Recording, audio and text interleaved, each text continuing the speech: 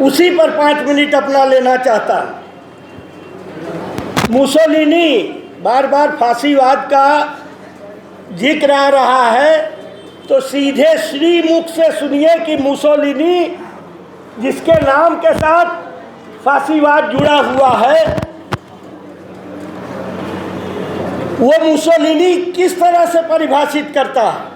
Mussolini कहता है कि राज्य सत्ता और कॉरपोरेट का गठजोड़ ही फांसीवाद है। ये मुसोलिनी की परिभाषा है। और सर्वसेवा संघ के साथियों को और अन्य गांधी जन जो सहानुभूति में आए हैं, उनको हम बताना चाहते हैं कि आरएसएस की विचारधारा का इससे सीधे संबंध है। लेकिन आप लोगों के मामले में दुनिया की 4 बड़ी कंपनियां, कहा जाता है बिग 4, प्राइस वाटर कूपर, ज़्यादातर लोगों ने यहाँ नाम ही नहीं सुना होगा।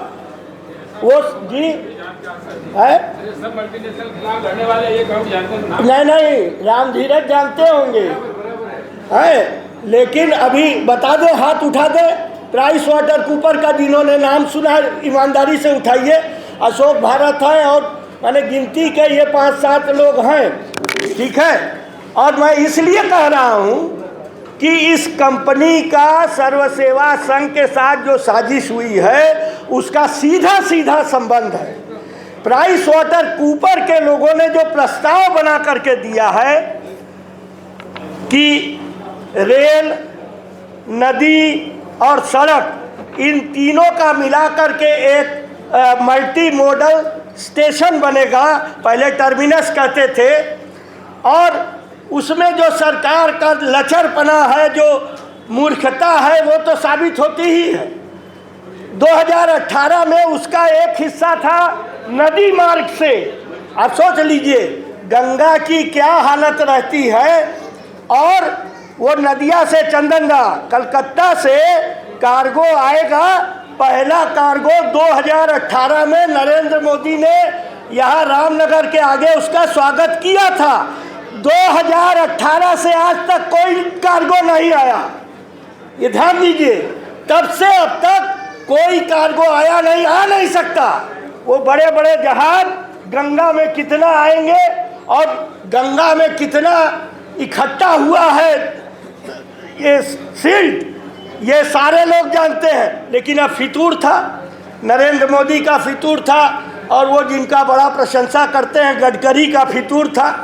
तो मैं आपको बताना चाहता हूं साथियों, ये मैं लेके घूम रहा हूं 3-4 दिनों से। ये भारत सरकार के सामने उस कंपनी ने जो नक्शे जमा किए हैं, वो नक्शे हैं। मैं आप लोगों को खोल के दिखा सकता हूं, यहाँ लगा भी सकता था। इन नक्शों में सर्वसेवा संघ प्रकाशन लिखा है, एकदम उचित जगह पर दिखाया गया है, सही जगह पर, और उनके प्रोजेक्ट एरिया में भी नहीं है। अब आते हैं ये सवाई सिंह से कहना चाहता हूँ, भारतीय जनता पार्टी, जितना आप लोग वैचारिक बोल रहे हो, ये जो गठजोड़ होता है कॉरपोरेट का और सरकार का, इस गठजोड़ में कार्यकर्ता जो है कोई भाजपा का पदाधिकारी हो, ये जरूरी नहीं है। बनारस का जो कमिश्नर है, अब वो 4वीं-5वीं लाइन में इंटेलिजेंस वाले थे, चले गए, मुझको बड़ा कष्ट हो रहा है। बनारस का कमिश्नर यहाँ कलेक्टर था, बनारस में ही लंबे समय तक डिस्ट्रिक्ट मजिस्ट्रेट था। उसके बाद उसका प्रमोशन हुआ इलाहाबाद, वो नहीं गया, 8 दिन गया नहीं गया, 10 दिन नहीं गया। उसके बाद प्रधानमंत्री कार्यालय से कह दिया गया कि तुम यहीं पर कमिश्नर रहोगे। और ये सारी जो करतूतें हुई हैं, अगर सचमुच आज न्याय, लोकतंत्र और ये सारी चीज़ें होती तो 5 मिनट नहीं लगता। और ये बुनियादी तौर पे जो चूक हुई है, हाई कोर्ट में आप लोग क्यों गए थे? आप लोग 2007 में हाई कोर्ट गए थे, और गए थे क्योंकि गांधी विद्या संस्थान, उसका जो टेक ओवर किया था जिला जज ने, उसके खिलाफ आप हाई कोर्ट गए थे।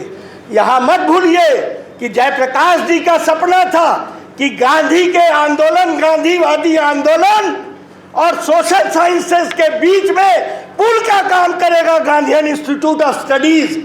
और इसलिए सर्व सेवा संघ और गांधी निधि, यहाँ जो ये राय साहब बैठे हैं, इन लोगों का जयप्रकाश जी अगर कहते गांधी निधि से, सर्व सेवा संघ से, तो डीड में पहली लाइन है कि गांधी विद्या संस्थान को अपना भवन बना। क्यों राय साहब? कि गांधी विद्या संस्थान बनाने के लिए, क्योंकि जिस मकान में मेरे पिता रहते थे उस मकान के एक कमरे में हम लोग रहते थे और उसी मकान के दूसरे कमरे में गांधी विद्या संस्थान चला करता था।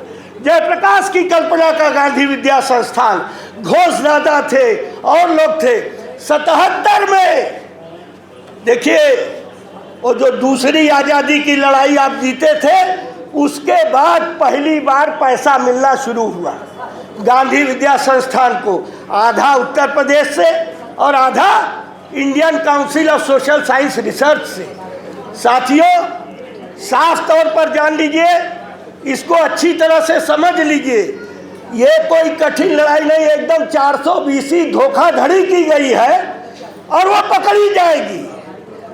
दिक्कत ये है कि सुप्रीम कोर्ट सारी चीज जिम्मा नहीं ले लेगा। सुप्रीम कोर्ट ने अभी जो कहा है उसको भी दिमाग में बैठा लीजिए। आपके समर्थन में बनारस के एसडीएम ने कहा कि सर्व सेवा संघ का नाम हटाओ, रेलवे का नाम रखो।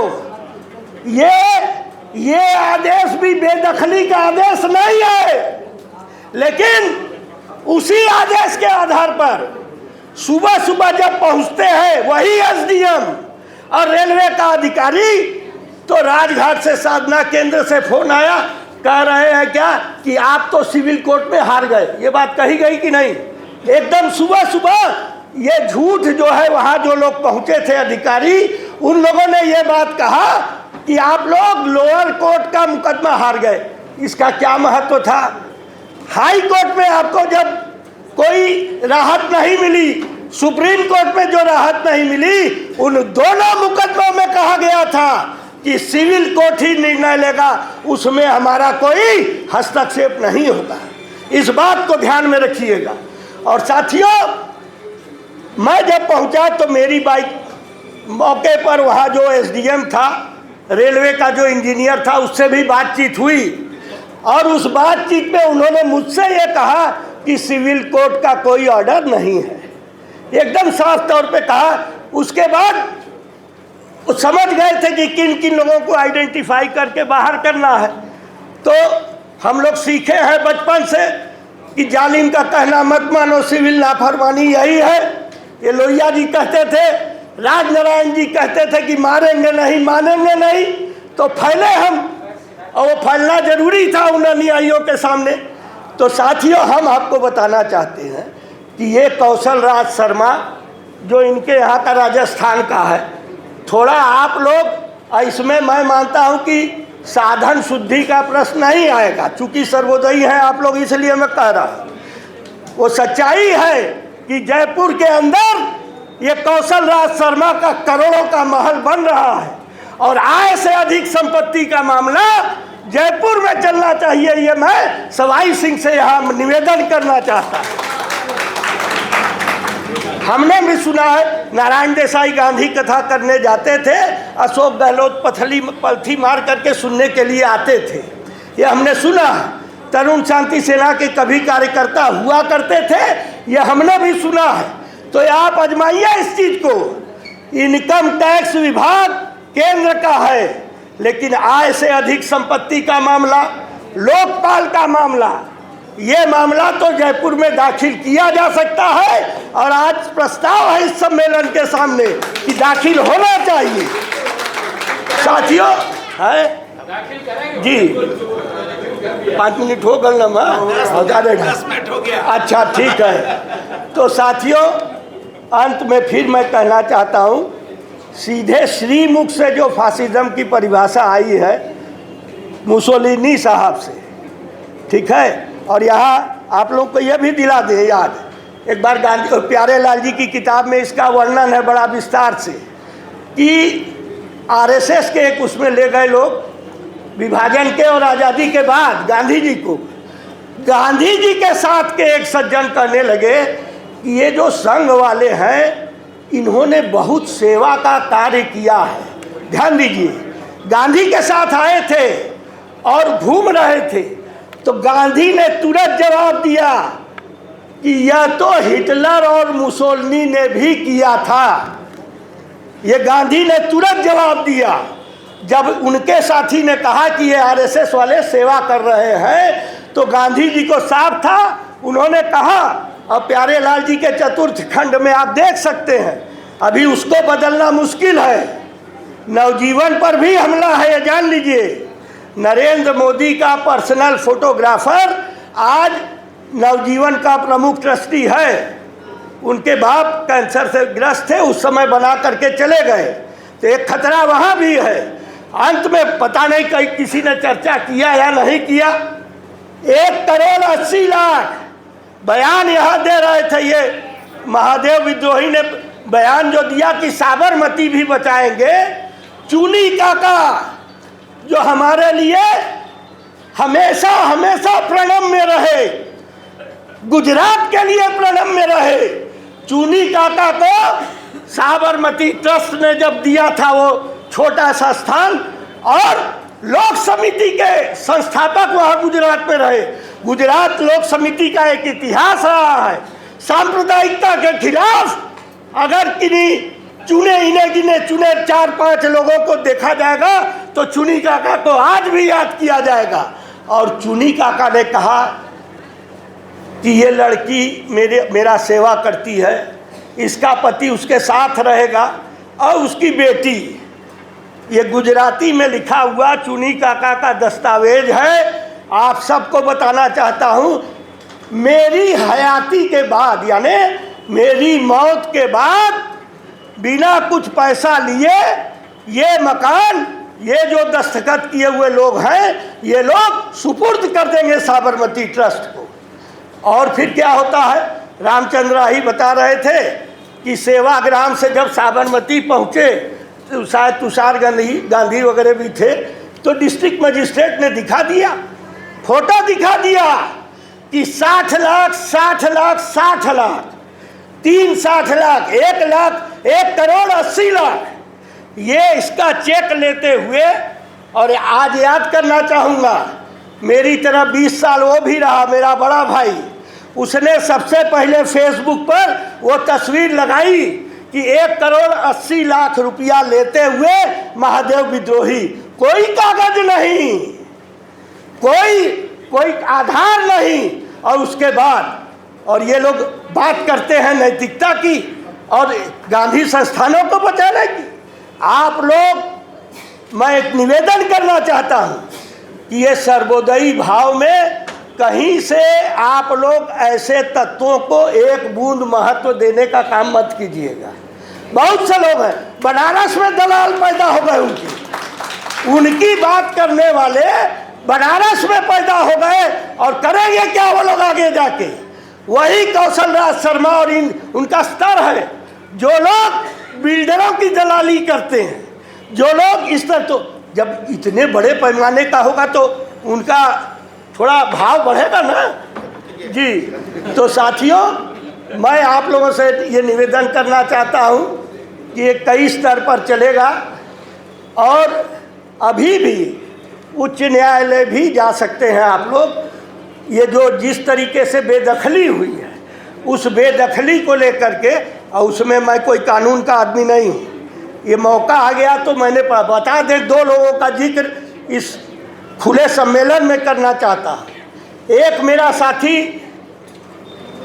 जो एडिशनल चीफ सेक्रेटरी रहा, हाँ ठीक, और दूसरा साथी उसी कंपनी किसी के जरिए मिला हुआ।